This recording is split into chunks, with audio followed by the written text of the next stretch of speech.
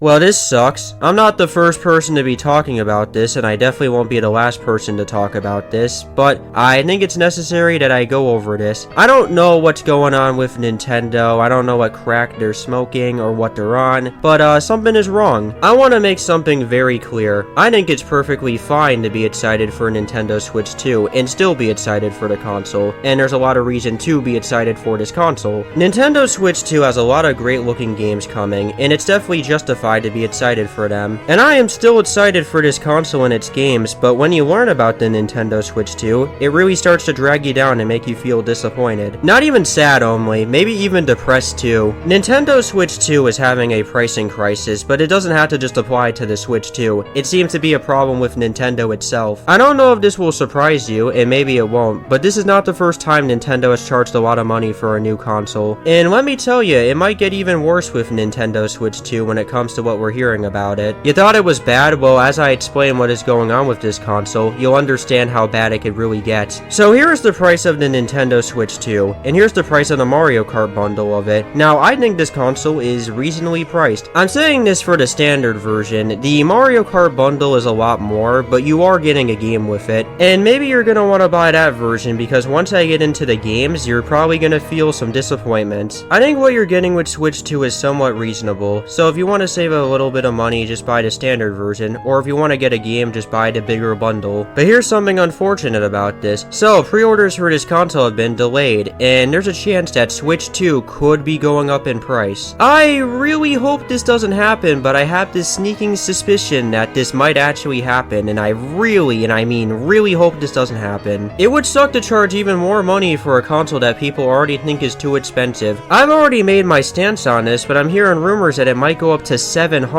I don't know if Nintendo would be that greedy to charge that much for a console. I just don't know if they would be, but knowing the ecosystem around Switch 2, maybe. The only thing you could do is hope and pray that this isn't going to be anything too bad. If you want to know more about this piece of info I found out about, I'll link some videos below. Now we gotta talk about the pricing for games on Switch 2. So Donkey Kong Bonanza is a $70 game. I guess this is not too surprising. Certain AAA games are $70 now, so Nintendo going down this route I guess makes sense. It definitely does suck, and maybe you could give some sort of reasoning to this, but I cannot say that for Mario Kart World. It is a very nice looking game. It looks amazing, but the pricing for it is $80. You probably thought that Nintendo Switch 2 games would be $70, which still does suck, but that would have been something that people already probably knew about. I bet some people out there thought Switch 2 games would be $70, which is a reasonable thought process to have. But Mario Kart World is an $80 game, and the best way I could put it is that it's very fucking scummy. Mario Kart World does seem to have a lot of content to it. For Christ's sakes, it has a free roam mode, and Bonanza could potentially have a lot of content to it too. But should games really be this much money? People say that $60 was a lot of money for a game, and for the time I can maybe agree with that. But I think $60 is the most reasonable you can get with a video game. In fact, every video game should be $60. And you thought it was already scummy enough, let's take a look at their enhanced versions of Switch games for Switch 2. $70 and $80. This feels really scummy to me. I am gonna admit something to you. This does confuse me a little bit. I know that if you already own your pre-existing Switch 1 games, you can upgrade to the new versions of them. Okay, that kinda makes sense to me. But do you actually have to pay $70 to $80 for these new enhanced versions of the game? If you do, that's a scam. I guess it's a little reasonable to charge a bit more cause maybe you don't own these games, and I guess I could see why. If you already do own these games, it's just gonna feel like a ripoff to you. Yeah, you're getting some new content here and there, but really? Do I actually have to pay $70 to $80? I do hope there is a cheaper alternative to this, and maybe there is, they just haven't really revealed it yet. I haven't seen any news related to the prices of Switch 2 edition games or upgrades, so I don't really know. All I do know is that they're gonna be charging you $70 to $80 for upgrades, and I don't think I really like that. For games like Metroid Prime 4 Beyond or Pokemon Legends ZA, I could see those be $70, and I don't really mind that. But I don't know, you're really stretching it here. And I think something I hate about this is that they're giving you free updates for certain games. Why couldn't you do this for Super Mario Party Jamboree, goddammit? I can only hope that I am somehow wrong about this. And not only are the games expensive, you also have some of the products that are evolved around the Nintendo Switch 2. The Pro Controller for Switch 2 is overpriced, the Joy-Cons for Switch 2 are overpriced, even the camera somehow. It's the cheapest out of all of them though. Sorry to say it, but people just can't afford afford all this stuff. Even I can't afford it. I make an okay amount of money on YouTube, but I don't make enough money to afford this stuff. And especially the average Joe will not be able to afford all of it. It sucks to see something that people love to do be turned into the most expensive hobby out there. I want to see the Switch 2 do well, but if it doesn't do well and Nintendo has to drop the price on it, it's their fault. They decided to be scummy and out of touch about this, so they have to live with it. I guess one positive and something I forgot to bring up is that if you have Switch Online, you don't have to pay for Breath of the Wild's enhanced version, and same for Tears of the Kingdom, but eventually you will be forced to pay for a chat service. You guys are so great, I love you so much. I'm still excited for this console and its games, but it's just sad. I'll see you guys next time, and bye. Bruh.